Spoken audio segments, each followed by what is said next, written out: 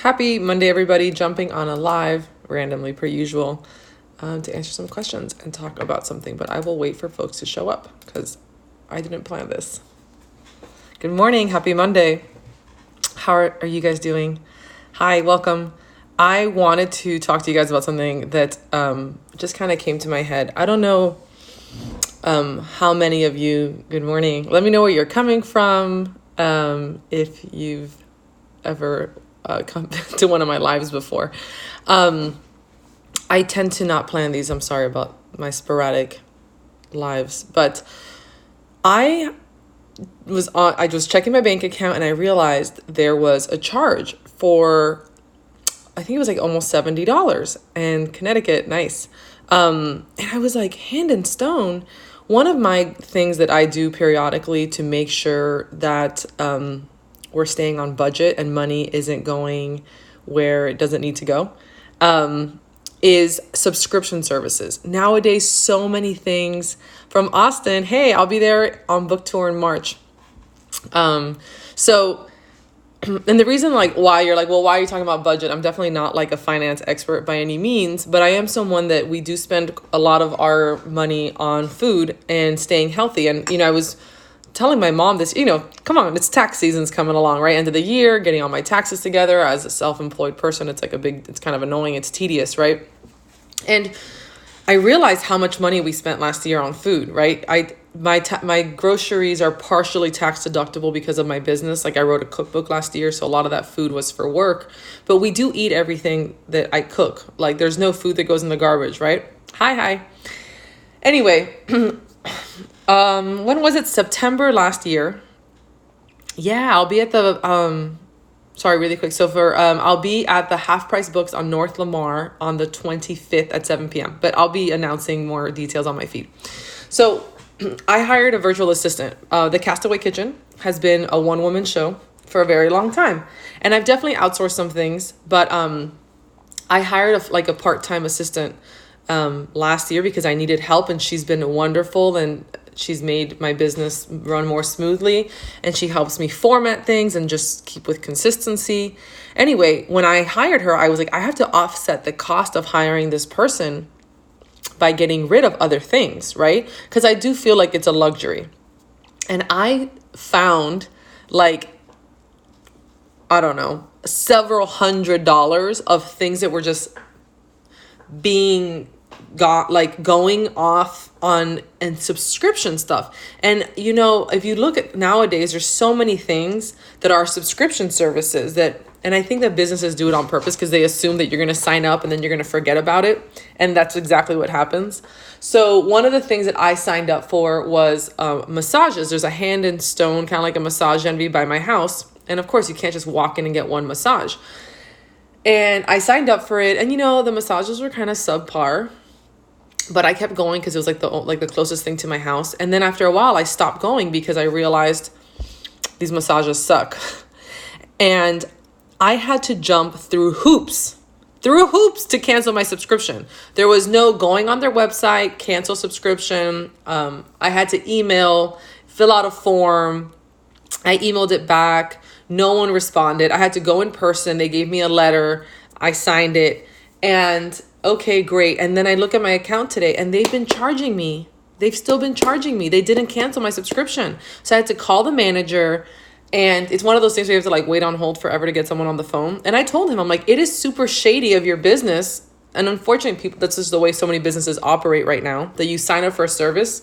And when you want to cancel, stop giving them money. They make it impossible to find the little unsubscribe. So anyway, unfortunately, staying on budget is almost you have to be on defense or offense, essentially, after it. But if you go through your monthly spending and think of things subscription services to channels, do you really need Hulu and Prime and Netflix? Or do you get a subscription service that mails things to your house, So it was Hand in Stone by my house. And so anyways, they finally canceled and they're going to refund the last few months because I'm like, it's been several months that I haven't been going. You've been charging me. Gym memberships. I love going to the gym. Yes, yes. I was just saying gyms are like this as well. You go to the gym, you say, hey, I'm leaving. They keep charging you. These things are on automatic. People have your account information.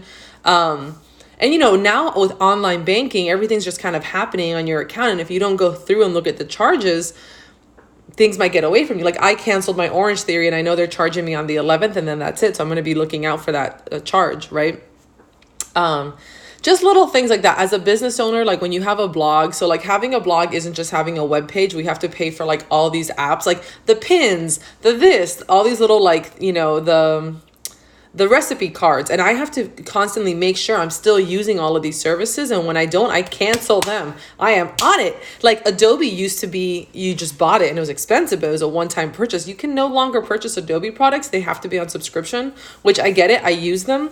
But little things like I signed up for Grammarly for a while. That's something else I got to cancel. Like, well, I don't know. Sometimes I feel like Grammarly helps me, but because if you guys know my blog, I do get a lot of typos because I type fast. But anyway, moral of the story is, and bringing it back to nutrition, is that there is a financial commitment to eating healthy. Unfortunately, unless you grow your own food and unless you have access to affordable like food in your area, it can be really hard to eat well. I mean, they're called food deserts. In a lot of urban areas, there aren't even grocery stores.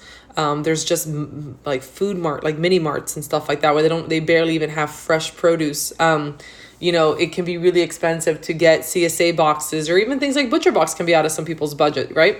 And so something that I like that we had to do as a family, because when I started the Castaway Kitchen, and I don't think I tell this story enough, I started this blog out of a hotel room in Hawaii. We were a single income military family. My husband is enlisted in the Navy. When we moved to Hawaii, he's been a E5 or E6, and I hadn't worked in a few years because I was staying at home with Jack because childcare was just too expensive. And then all of a sudden it's like, oh my gosh, I have all these health issues and I need to cook a certain way. And, shopping at the grocery store on base, what do they call it? The commissary, the military commissary, is where I shopped, and they didn't always have everything I needed, or I couldn't buy organic. Oh my God, that's a weird pun. All right, let's fix it. There we go.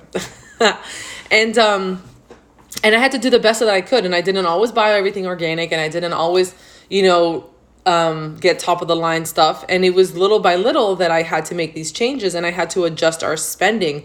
We stopped eating out as much. Justin and I both stopped drinking alcohol pretty much altogether. Both of us used to be, I quit when I got pregnant, but Justin used to smoke cigarettes. And before I had Jack, I was also a smoker. So quitting that saved us a ton of money. Cigarettes are really expensive. Going out was, we stopped pretty much eating going out. Yes, the commissary produce is so trash. I mean, in Hawaii, I would bring the produce. I'd have to shop every other day because if I brought produce home, it'd go bad within a day. So there were things like that it was a lot of changes for me, And it was all of a sudden this expense on grocery that we hadn't done before. And it took us several months to make that transition. I remember I was having to pay with my groceries with my credit card because I didn't have it in my bank account, and it was so stressful. But then I realized that we just had to bring it in. Like I sat down with Justin, I'm like, where can we stop spending money so we can take that money and put it toward food, because this is so important.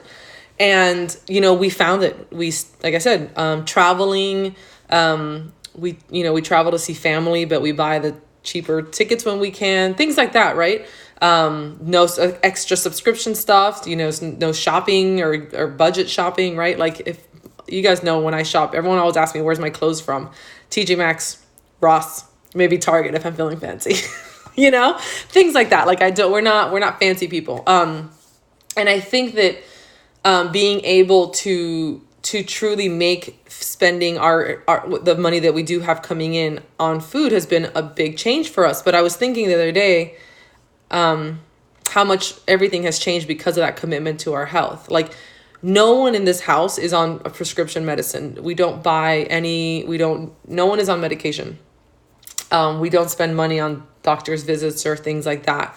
Other than the occasional lab work and things, we are lucky that we have military insurance, which I don't know, it's like a double-edged sword. It's like we're covered, but how good is it?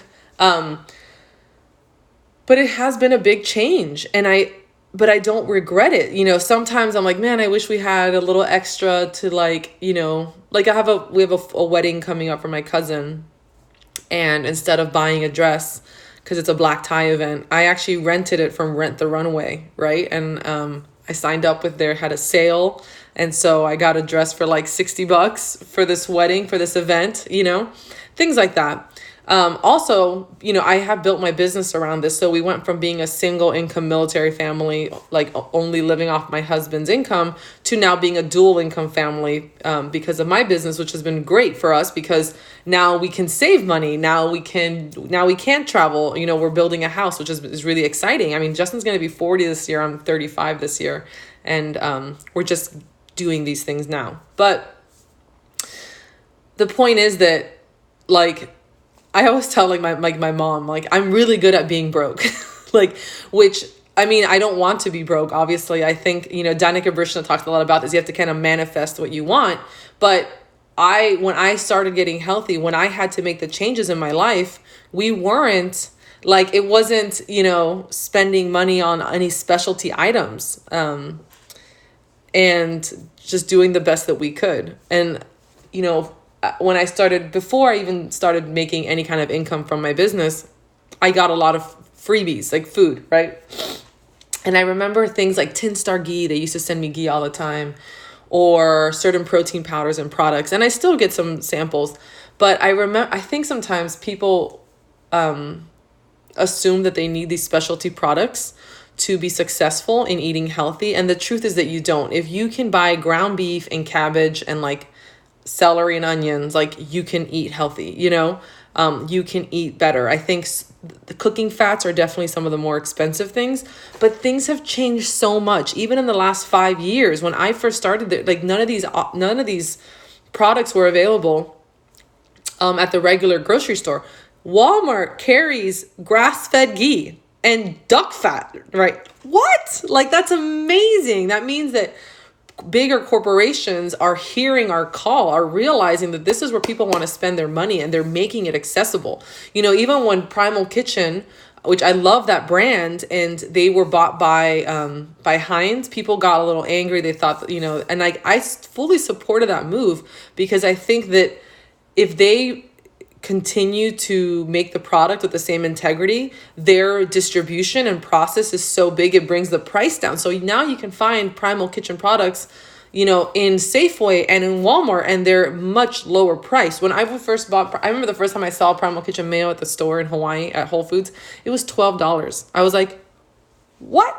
And then, you know, a few years later, I see it in a Publix in Miami, and it's like $6. And I'm like, what? So things are changing. Like, definitely products are more accessible, but I definitely think that a lot of people, depending on where they live, like, I've always lived in major cities, so I know that makes a difference. I mean, I don't think Hawaii is a major city, but we lived on base. And there was a Whole Foods in the Target in driving distance from me. I know that people who live in very rural areas, sometimes it can be really hard because you have to drive several miles to get to a bigger grocery store chain. But remember, if you don't find certain things, like if your grocery store, I don't know, it depends on where you live, Leah. So grocery options. So, like, because of the military, we move every 3 years. Our budget changes depending on where we live. It's, you know, like, groceries in Florida versus groceries in California are so different. Groceries in Hawaii versus groceries in Virginia are different. Like, food cost is different depending on where you live. I know a lot of food blogging friends who live in, you know, Minnesota, or they live in, I don't know, they just live in places where food cost is way cheaper, right, than what it is. I've unfortunately always lived in places where it's expensive. I think Florida, when I go to Tampa and Miami, that's where the food is the cheapest. But where I live now in Arlington, in Alexandria, Virginia, DC area, food is extremely expensive here. Food was really expensive in San Diego. It was really expensive in Hawaii. You're in Spain now? Oh, that's awesome. And it's cheaper than the States. That's amazing. So we're building a house in Tampa because that is where my sister and my nieces are, and Justin's sister, and so all our siblings essentially live in Tampa with our family. And my mom is in South Florida. All my family's in South Florida. So we're building a house there because that's where we want to end up. Justin's military career is almost over. He has one more duty station. So our hope is to get stationed in Tampa next, which would be next year, next summer. And we're building the house now, kind of banking on getting the duty station that we want. And if we don't, we'll just rent it out until we can live there. But Tampa right now, if anyone's in the Tampa area, you know that the market in Tampa is blowing up right now. So speaking of being budgeting, I told Justin, like, I don't want to get to Tampa in 2 to 4 years from now and not be able to afford anything. So we're building now because it's cheaper, because the prices are just rising. And I don't know if the bubble could burst essentially, but I wanted to get in there. And we would have bought a house, but in the neighborhood that we want to live in, which is Seminole Heights, it's very up and coming right now. And there's spaces running out. There's very few lots left. And it's just a 3-bedroom, two bathroom, like nothing. We're not building anything crazy. It's not a big house. But my husband, we need a garage because we have a lot of bicycles because my husband cycles, and he likes to work on his Jeep. And garages are not common in Tampa, which is interesting. So we couldn't find a small house with a garage. All the houses with garages were like mansions, and it's not in our price range. So we ended up having to build a small house with a little garage. So anyway, but also I'm building kind of like a dream kitchen, which is essentially just a open floor plan kitchen, takes up most of the house. Living room, big island, a lot of light. Yeah. And a bathtub. In your opinion, okay, sorry, I'm scrolling to get questions here. We're in Spain. Oh, so that's why we're building to move again. Amazon prices save a bunch at Whole Foods. Just don't go nuts. I agree. Now that I'm in this area, and granted, I kind of hate Amazon because they're becoming like this big monster, and they're kind of like putting small businesses out of business. But they have changed the prices at Whole Foods a lot, so things are much more affordable. Which is wild. You're spending less money in Monterey, California than you were stationed in Georgia. It's probably because, California has so many farms in the area. And I'm sure because this stuff is kind of local, or just because people buy it a lot. My goal is to get a cow from a farm, but it's hard to know the right questions to ask. Yeah, I agree. I mean, working with, getting cow shares, that's a goal of mine.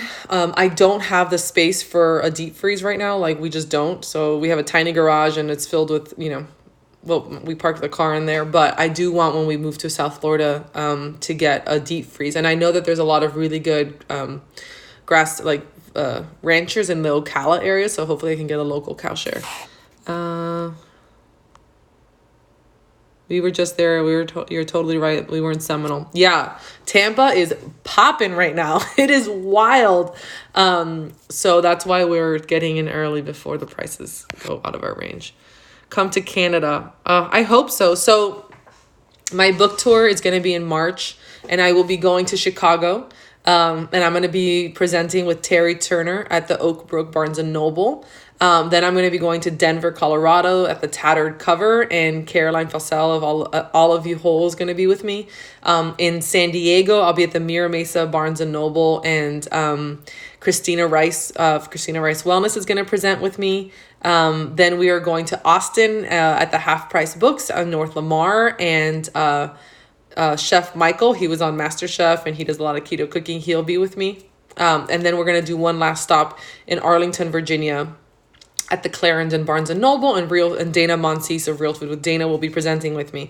I am going to be doing some events in South Florida later in the summer because my husband's deploying in April, and then we're hopefully going to have the the house done already this summer. So Jack and I will be staying in the house in Tampa while my husband's deployed. And I will be able to, because I have family around, it'll be easier for me to be able to plan a local event. My mother owns a restaurant in Coral Gables, Green Gables Cafe in Miami. So I think instead of doing a book event, it'd be really fun to do kind of like a pop-up dinner or like a, something with food, like have the restaurant prepare some dishes from the cookbook. People can come in, I can sign books, we can eat, kind of like a happy hour. And that'll be a lot of fun. And then Tampa, I could definitely do another event. There's a lot of food bloggers and people in the wellness space that live in Tampa, in the Tampa Bay area. The Vegas, Danny and Mauda, Fatfield Family, Grazed and Enthused, Alana Haber, Jennifer from Predominantly Paleo. So it'd be really fun to do something with them. If I cook chicken, then can I put it in the freezer 3 days later and defrost it? Yeah, you can definitely do that. Like if you have food, right, that's gonna go, like let's say if I make something and there's a lot of it. Usually I say most food lasts, if it's stored well, airtight container in the fridge. You can store food in the fridge for like 5 days is usually what I say for like chicken, meat, stuff like that. And then before it reaches that 5 days, you can definitely freeze it and it extends the life of it essentially. And that's fine. Freezing, I'm not a huge person. I don't freeze a ton of food because honestly, we go through it very quickly here. Justin can be a bottomless pit sometimes. He eats all my leftovers. So yeah, and I'm also always cooking new things for the blog and for cookbooks and all that stuff. I might be writing a third cookbook already, guys. I haven't started it yet, but I pitched the idea to my publisher and it'll be completely different than my first 2 books, but I'm excited. Every book is different. I'm a very new idea kind of person. Anyways, I wanted to touch base really quick on some of the nutritional posts that I've posted on my feed lately, those like kind of tweets, and I get a ton of questions on my feed about them. So I'm going to go through them one by one. If you have any questions, feel free to type them in and I will answer them as I see them pop up on the screen. But one, when I posted about vegetable oils, people were like, and so vegetable oils, when we say vegetable oils, we're saying seed-based oils. I don't know why they say vegetable oils. There's seed-based oils, right? Seed-based oils are what you have to avoid.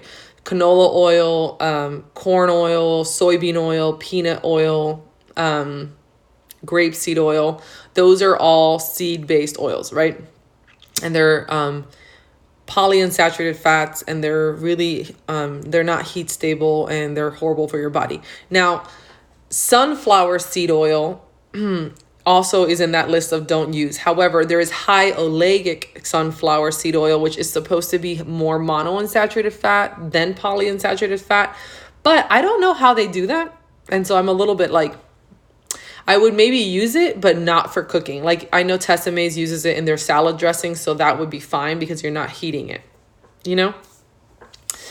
Olive oil is made from the actual olive pressed, not the seed. So olive oil is a monounsaturated fat, super high in polyphenols, super high in antioxidants, really good for you, really protective. Olive oil is also made from avocado oil is made from the avocado meat, like cold pressed. So again, good for you, not made from the seed. Coconut oil is made from the coconut meat. It's a saturated fat. That one's fine to use. All the animal fats are really butter, ghee, tallow, lard, duck fat, chicken fat, schmaltz, so good. All those are super good for cooking. Their saturated fats are really heat stable. So I hope that clears that up. I know there was some question about that aren't avocado and olive oil, vegetable oils, and like not really. What we really want to look at is seed-based oils.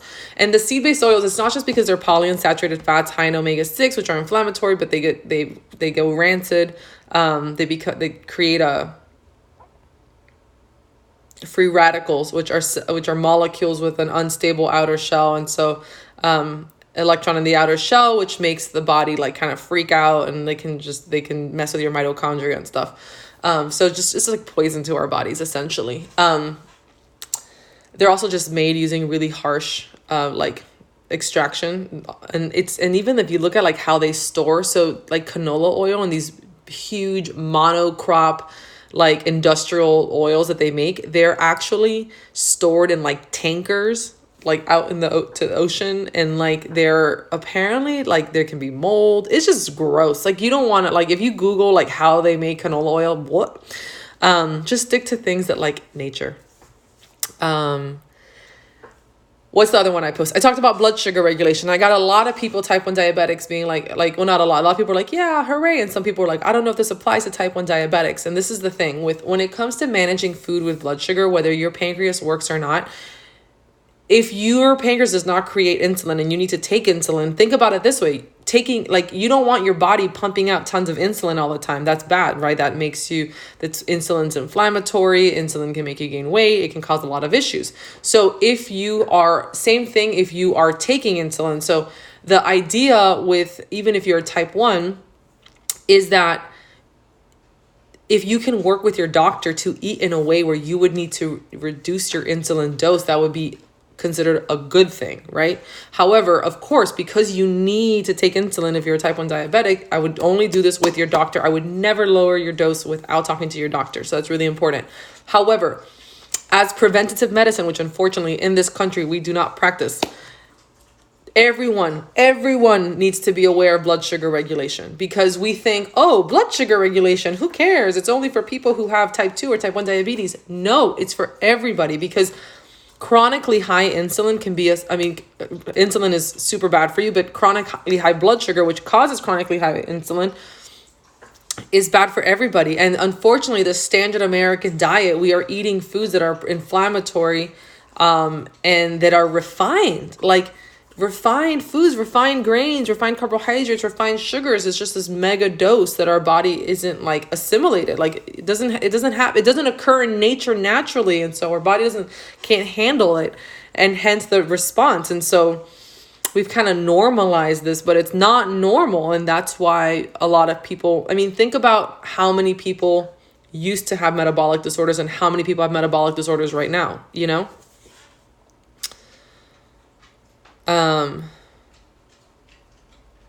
Anyway, so blood sugar regulation is important for everybody, especially if you're dealing with hormone issues, if you're dealing with inflammatory issues, if you're dealing with, getting lightheaded or shaky, or if you're under a lot of stress. Knowing your blood sugar is really important. Chronically, stress messes with your blood sugar a lot. And so if let's say you're someone that, well, my diet's on point, I'm eating all the right things, and then your blood sugar is still chronically high, that could be a sign of chronic cortisol output. And then you have to really do some major life interventions to manage that better, to manage your stress better. And I will tell you, as someone who has changed my diet drastically in my life, you're talking about former binge drinker, cigarette smoker, party girl to, Justin, the other day we were talking and Justin's like, oh my God, when you said Jack in the Box, that you used to eat Jack in the Box, I couldn't even picture it. My husband was like, I cannot believe that you're the same person that and it's like, yeah, my life, total 180. However, I will tell you, the stress management stuff has been the hardest for me, and it's still something I work on. All right, hold on. I got some things. Well, I understand the reason coconut oil or butter is good for you is because it becomes a monounsaturated fat in our bodies. Is this true?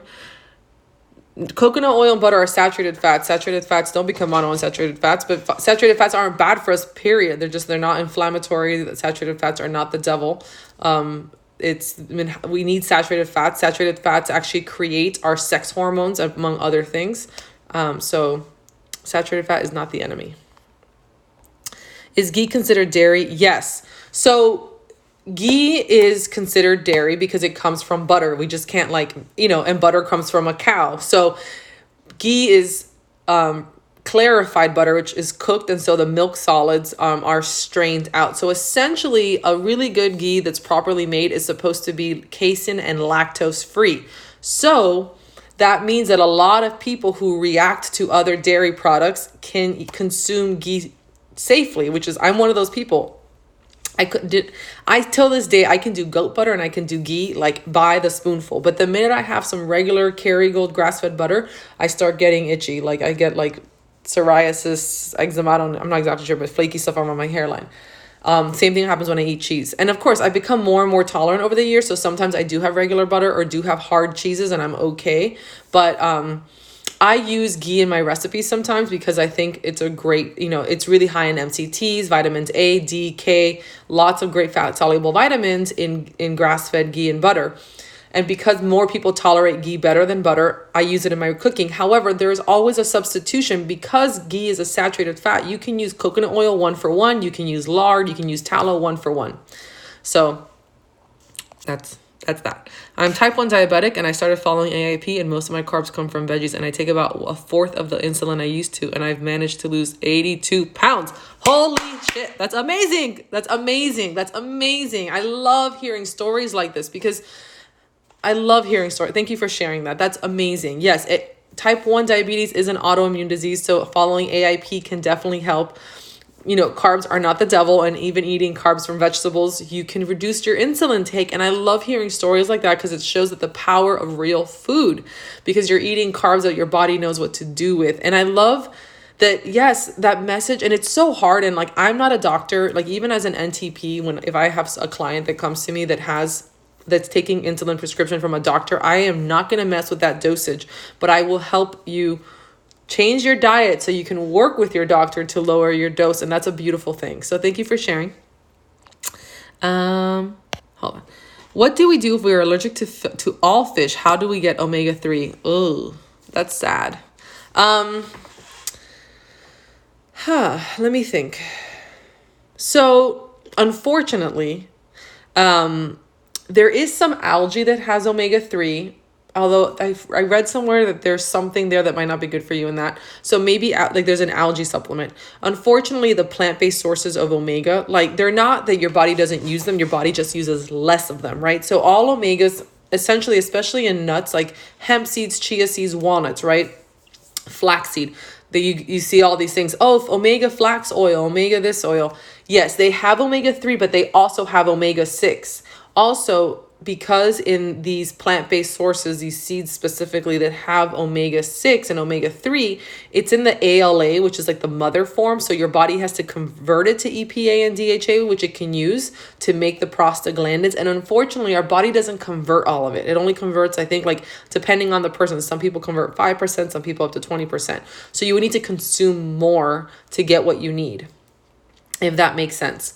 And also it'll be harder to keep that ratio. So I would say if you can't do fish, I would be extremely careful about your omega-6 intake. Eat more grass-fed beef, grass-fed dairy, and like good quality eggs that do have naturally occurring omega-3 in them. Watch your chicken intake. Chicken is actually higher in omega-6. No nuts or seeds, unless you're doing like a cold press, chilled flaxseed oil or something like that to get your omegas. Currently on a Whole30, do you have any dessert ideas? Are desserts allowed? Also, did you get into HS remission right after Whole30? So, no, there are no desserts allowed on a Whole30. That is what Melissa Hartwig has dubbed SWIPO, which stands for sex with your pants on, which I find hilarious. No, so on Whole30, that's the whole reason that you're doing a Whole30 is to kind of break that sugar addiction. I would eat some fruit if you're craving something a little sweet. No, it took me a long time to get into remission from my HS. Whole30 was the gateway. It was like the first day. I did a Whole30, and after Whole30, I stayed paleo. And then after that, I did the autoimmune protocol and found out my trigger foods to include nightshades, tomatoes, potatoes, eggplant, peppers. Then I did the autoimmune protocol for several months, free introductions. It took me about 1.5 years to find remission. And even now, being in remission is very... it's not like a magic thing. Remission isn't like a door you open and you're like, oh, I'm in remission now. I can just frolic through the field and eat whatever I want. You have to stay in remission, and that takes work. So avoiding my trigger foods, making sure everything else north to south is healed. I had to check my upper GI. That was a big one. Hirschberger for Heritage Farm. Hey, they sent me an awesome box I got to share with you guys. And she actually was in my NTP class. So she knows what I'm talking about. Healing north to south. One of the things I really realized through my NTP training was that we do a lot. There's so much focus on gut health. Gut health, gut health, gut health. Everyone's talking about leaky gut, leaky gut, leaky gut. How do we even get leaky gut? And no one talks about that. Oh, because you took antibiotics. Oh, because you ate inflammatory foods. Yes, all those things are true. However, super common causes of leaky gut that can even affect you even if you're eating paleo are stress. Stress is a big one. And the reason why stress is such a big one is for a few reasons how stress affects your digestion. One, stress kills stomach acid production. If you're super stressed out at your desk and you're checking your emails and your boss is being mean to you and then you go to eat your lunch, you're not going to have any stomach acid happening. When you're stressed, even if it's an email, your body is like, oh my God, fight or flight mode. We got to run for our life. And it kills your stomach acid production. It kills your digestive enzymes. So you're not going to digest your food properly. When you don't digest your food properly, you get these big particles of food. Essentially, your gut likes your food broken down into little molecules. And so that way, when it gets to your gut, the microvilli in your gut can properly absorb it and take it where it needs to go, right? But when you're not digesting your food properly in your stomach, it gets to your gut essentially in big pieces of food. Like leaky gut is not as complicated as it sounds. Big pieces of food that aren't supposed to be in your gut get there and start messing things up. Literally, like in a very physical way. And then they're not digested. And so they kind of sit there and they can go rancid and putrefy in your gut. And then you get a dysbiosis. So upper GI needs to be a main focus, right? Proper digestion. Eating in a relaxed parasympathetic state. Wusa. Don't drink tons of water with your meals. Don't take antacids. Don't drink sparkling water with your meals.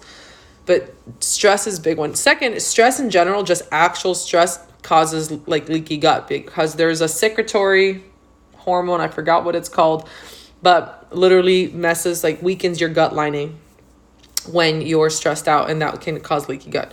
So before, people tend to eliminate all these food groups, right? And I'm totally pro AIP before a short amount of time, but I think when people get stuck in these like uber eliminations where they're like, I can't reintroduce anything, I'm allergic to everything, they're in this kind of vicious cycle of stress and food fear, and they're not addressing root cause. They're just eliminating without trying to figure out what's the reason why. So you can drink water, just not like a whole pint. Like when I have my meals, I drink a little bit of water before and then I drink water after. But when you're drinking or chugging water around meals, you're watering down your gastric juices. That's the same reason a lot of people don't digest if they get yes, it dilutes stomach acid. That's the same reason a lot of people don't digest protein shakes well, especially if they're just doing like water and protein or even like juices and stuff like that, because drinking your food essentially, again, dilutes stomach acid. I like smoothies, but I make sure that they have a little fat, a little fiber, they're thick. So even if as I'm drinking them, I kind of chew them in my mouth just to let my body know food's coming.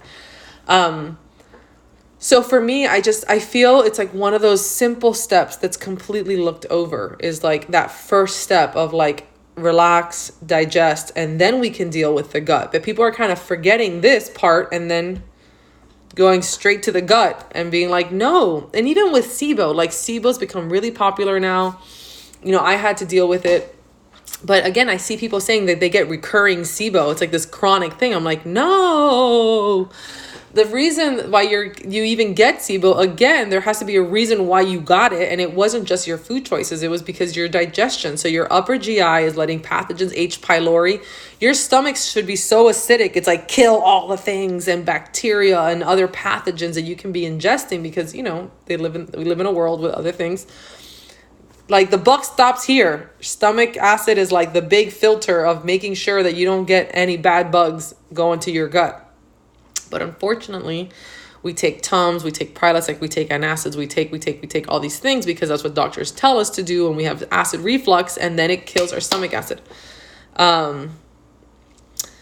So basically, when I was pregnant with my AIP daughter, I was extreme stress, so she probably bathed in the stress. Unfortunately, that happens. We can get into, when it comes to like inherited stress and stuff like that, it sounds woo-woo, but there's like epigenetics. Like we do kind of pass on certain gene expression. It's not the gene expression, and that can be passed down. But the good thing is it can also be reversed. So, don't worry, mama. Once you know better, we do better. And I think a lot of people think about all these, you can't always like plan these things. And pregnancy in general can be stressful. Do you think you need to balance HCl with something like beetroot? So there's a lot of things that you can do to naturally stimulate your HCl production. I was showing in my stories, they're still there if you want to check them out. There's digestive bitters, essentially things that are made from like ginger, fennel seeds, dandelion greens. There's a lot of flavors like bitter flavor, which essentially used to be really prominent in our diet, like eating bitter lemon, but we're not used to it anymore. Those things really promote gastric juice stimulation. So you can take digestive bitters before you eat to get your stomach juices flowing. Beetroot is actually really good for bile production. So eating grated beets with a little bit of apple cider vinegar, that's really good. Yes, papaya enzymes are really good as well. Pineapple has some enzymes in it as well. But yeah, I really like the natural kind. When I did my SIBO protocol, part of that was taking an HCl supplement, but I think that it's not the kind of thing to be taken lightly, and you shouldn't just do it willy-nilly because you don't want to become dependent on this digestive enzyme. The best thing to do is to take things that stimulate your stomach acid production. Only if you are so far gone that you need to take an HCl pepsin combination, maybe some ox bile. That would be maybe for someone who had chronic like antacid use in the past, or someone who doesn't have a gallbladder, things like that. But for the regular person who's just wants to make sure they're getting their digestion like on point, first thing, parasympathetic state. Stop, deep breaths, make sure your body is relaxed before you eat, smell your food before you eat it, chew it slowly. But then, of course, if you want to use something like a natural, like a digestive bitter or papaya enzyme, that would work really well. All right, any more questions before I go? I'm going to go to the gym before I go. All this stuff is in my next book, by the way. And I have really pretty graphics about optimizing digestion. And then I do have a little info box on digestive enzyme and on berberine and some things that might help. But in general, I'm not a supplement heavy person, even in my practice. Like, unless someone needs a protocol, I really think that, the supplement industry is just a multi-billion-dollar industry. And I think that there's some things that can definitely, like natural components that, taking might be a better option, but I don't think that they should be the first, go-to, like habits, because you can't out-supplement a bad diet and you can't out-supplement bad habits. So always focus on and the habits are the hardest thing. The food is easy. It's breaking those habits that's hard, and especially the stress habits. So I'm going to show you guys really quick before I go. My next book comes out March 10th, 2020. So soon. You can pre-order on the blog. I'm doing awesome pre-order giveaways, and you can get pre-order freebies if you email your receipt to madewholecookbook@gmail.com. Really quick before I go, I want to show you one of my favorite ways to get in a parasympathetic state. It's called the 4-7-8 breath. And so if you do this 4 times, this has been proven to lower your heart rate. So so follow me. We're going to inhale for 7 seconds.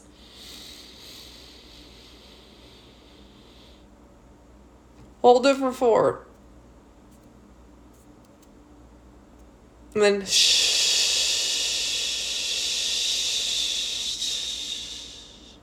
And then you exhale, making the shh sound for 8. So you inhale for 7, hold for 4, exhale, doing the shh sound for 8. 4, 7, 8. You do that. Oh, sorry. Inhale for 4, hold for 4. Inhale for 4, hold for 7, exhale for 8. You do that 4 times, and you'll feel your body relaxing, your heart rate lowering, and then that's a really good time to then eat your food. So, all right, everyone, have a super good day. See you guys soon. Remember to pre-order my book.